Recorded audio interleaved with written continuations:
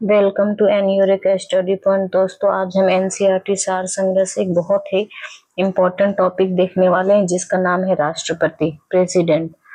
दोस्तों, प्रेसिडेंट के लिए जो इम्पोर्टेंट क्वालिफिकेशन है उसकी बात अनुच्छेद 58 में की गई है। और जो इम्पोर्टेंट क्वालिफिकेशन है उसमें कहा गया है कि जो प्रेसिडेंट हो वो भारत का नागरिक होना चाहिए, उसकी उम्र न्यूनतम 35 वर्ष की आयु होनी चाहिए, लोकसभा का सदस्य निर्वाचित होने की योग्यता होनी चाहिए, किसी भी लाभ के पद पर ना हो। भारत में राष्ट्रपति का जो निर्वाचन है वो किस प्रकार से होता है? तो भारत में राष्ट्रपति का निर्वाचन अप्रत्यक्ष मतदान से होता है, आनुपातिक प्रतिनिधित्व से एकल संक्रमणीय मत पद्धति द्वारा। भारत के राष्ट्रपति के चुनाव में मतदान कौन करता है? ये इंपॉर्टेंट है। भारत के राष्ट्रपति चुनाव में मतदान जो करते हैं वो राज्यसभा, लोकसभा और राज्य व केंद्र शासित प्रदेशों की विधानसभाओं के निर्वाचित सदस्य। भारत के राष्ट्रपति उम्मीदवार के प्रस्ताव का अनुसमर्थन कम से कम कितने सदस्यों द्वारा किया जाना चाहिए? तो कम से कम 50 निर्वाचकों द्वारा होना चाहिए। नेक्स्ट है, भारत में राष्ट्रपति का चुनाव हमने ऊपर देख लिया, एकल हस्तांतरित मत प्रणाली द्वारा किया जाता है। राष्ट्रपति के निर्वाचन में किसी राज्य का मुख्यमंत्री किस स्थिति में मतदान करने के लिए पात्र नहीं होगा? यदि वह राज्य विधानमंडल में उच्च सदन का सदस्य हो तो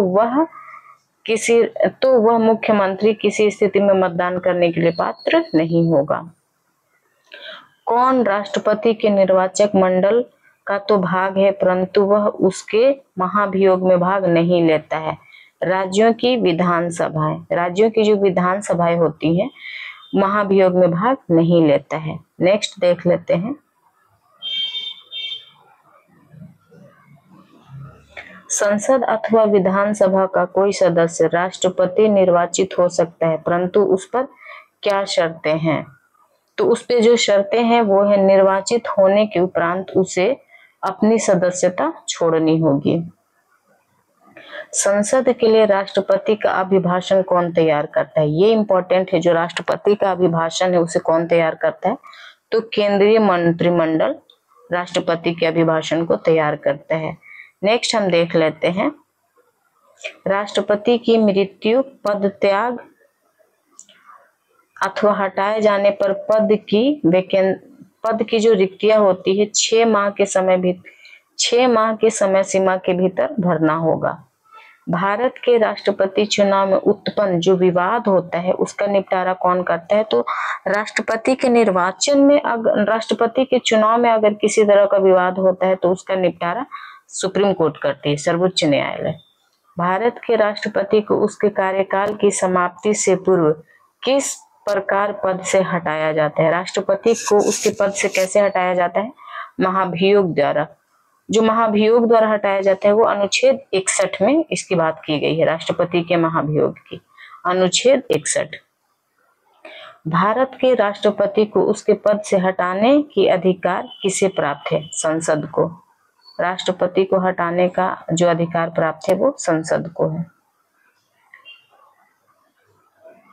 नेक्स्ट देख लेते हैं,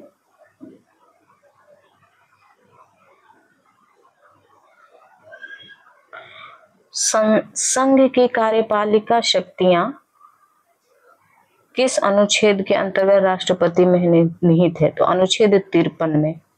अनुच्छेद 61 अभी हमने चर्चा की थी इस पे, अनुच्छेद 61 में राष्ट्रपति के महाभियोग की बात की गई है। तो अनुच्छेद 61 के अंतर्गत राष्ट्रपति पर महाभियोग संसद के किस सदन द्वारा प्रारंभ किया जा सकता है? तो ये जो महाभियोग की बात की जाती है तो ये संसद के किसी भी सदन द्वारा शुरू की जा सकती है। भारतीय संविधान का कौन सा अनुच्छेद राष्ट्रपति पद के लिए पुनः निर्वाचन की पात्रता निर्धारित करता है? तो अनुच्छेद 57, ये याद रखिएगा, अनुच्छेद 57 में राष्ट्रपति पद के लिए पुनः निर्वाचन की पात्रता निर्धारित करता है। राष्ट्रपति को कोई भी विषय पुनर्विचार के लिए मंत्रिपरिषद को वापस भेजने का अधिकार किस संविधान संशोधन द्वारा प्रदान किया गया है? तो ये 44वें संशोधन द्वारा, और हमें पता है 44वां जो संशोधन हुआ था वो 1978 में हुआ था। भारतीय संविधान के किस अनुच्छेद के अंतर्गत राष्ट्रपति संसद के दोनों सदनों द्वारा पारित किसी विधेयक पर अपनी स्वीकृति रोक सकते हैं? तो अनुच्छेद 111। अनुच्छेद 111 के द्वारा जो राष्ट्रपति हैं संसद के दोनों सदनों द्वारा पारित किसी विधेयक पर अपनी स्वीकृति रोक सकते हैं। नेक्स्ट देख लेते हैं, किस अनुच्छेद के अंतर्गत राष्ट्रपति कुछ आकस्मिकताओं में राज्यपाल के कार्यों के निर्वाचन हेतु उपबंध कर सकता है? तो अनुच्छेद 160 में से।